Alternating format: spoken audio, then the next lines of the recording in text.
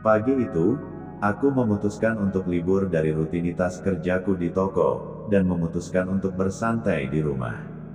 Setelah seminggu penuh bekerja, badanku terasa pegal dan tegang. Seketika aku ingat Bu Sari, tukang pijit langganan di desaku yang terkenal lihai mengatasi pegal-pegal. Dia sering dipanggil warga sekitar kalau merasa kurang enak badan. Waktu menunjukkan pukul 10 pagi, akhirnya aku memutuskan untuk menghubungi Bu Sari. Tak lama kemudian, dia datang ke rumahku. Usianya sekitar 45 tahun, sosoknya ramah dan sederhana, sering membawa senyum saat berbicara. Dia masuk ke ruang tamu, lalu kami berbincang sebentar sebelum mulai pijitan. "Bu, badan aku pegal banget. Seminggu ini kerjaan numpuk," kataku sambil menunjuk ke bahu dan punggung.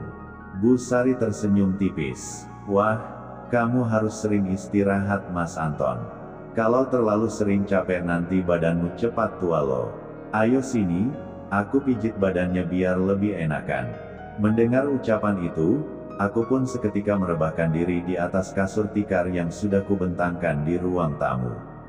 Bu Sari mulai memijat perlahan, dimulai dari punggung dan bahu. Sentuhannya terasa tepat di titik-titik yang selama ini tegang dan kaku.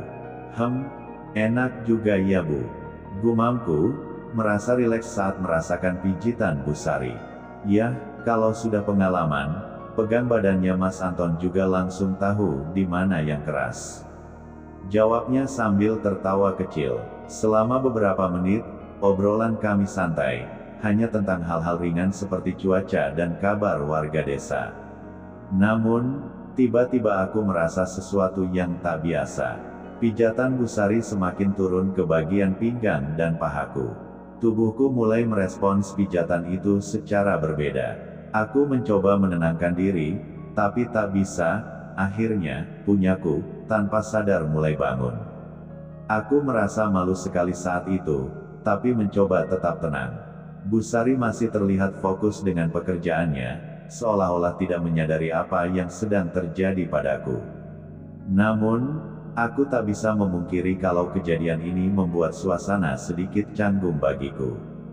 "Bu Sari, maaf Bu, mungkin bagian sebelah sini cukup ya?"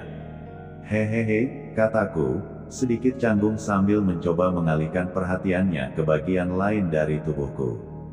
"Oh, ya Mas siap. Apa masih pegal di bagian lain?" Bu Sari bertanya polos, tanpa menyadari situasi sebenarnya.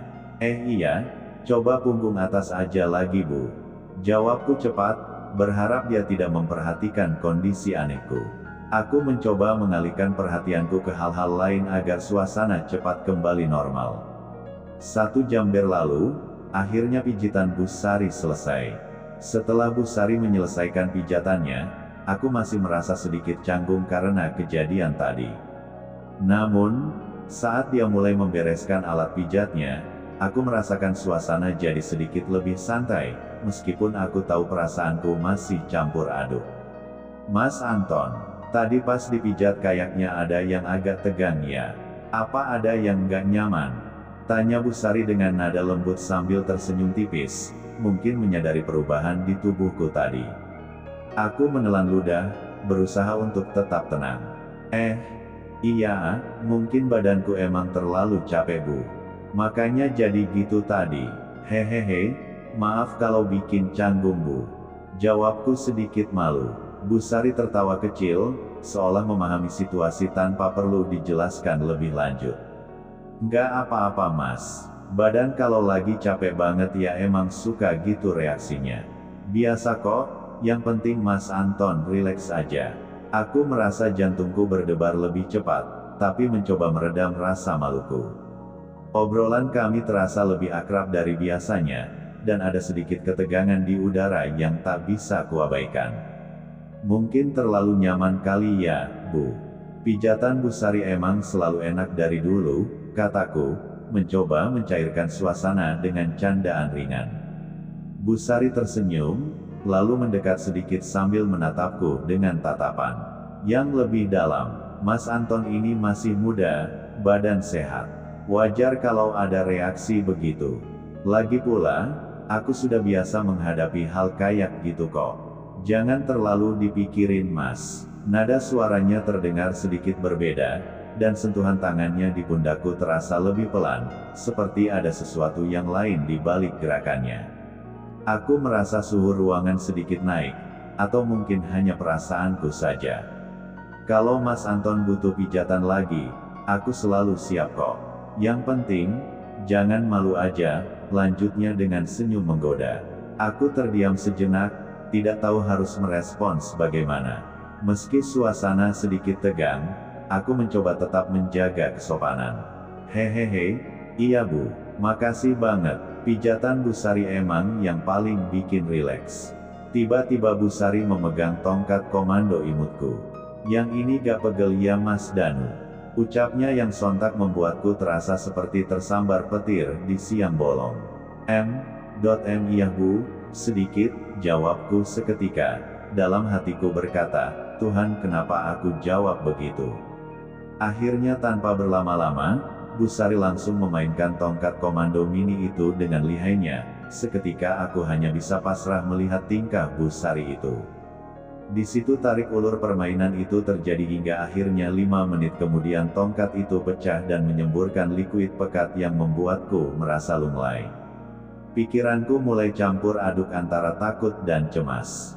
Gimana Mas Anton permainan tongkat komando Ibu? Mantep kan? Ucap Bu Sari sambil membersihkan tangannya. Iya Bu, mantap sekali. Membuatku jadi terhibur. Ucapku gemetaran. Kami bertatapan sejenak, lalu aku memutuskan untuk mengakhiri obrolan dengan nada santai, tidak ingin situasi ini berkembang lebih jauh. Mungkin lain kali, kalau aku capek lagi, aku panggil Bu Sari ya. Bu Sari tertawa kecil lagi, lalu berdiri sambil merapikan alat-alatnya. Iya, Mas, kapan-kapan panggil aku aja. Jangan lupa jaga kesehatan. Aku mengangguk sambil tersenyum, masih merasakan sedikit canggung atas kejadian tadi. Setelah mengantar Bu Sari hingga pintu, aku menarik napas panjang. Rasanya lega tapi juga sedikit bergejolak karena pengalaman yang tak terduga itu.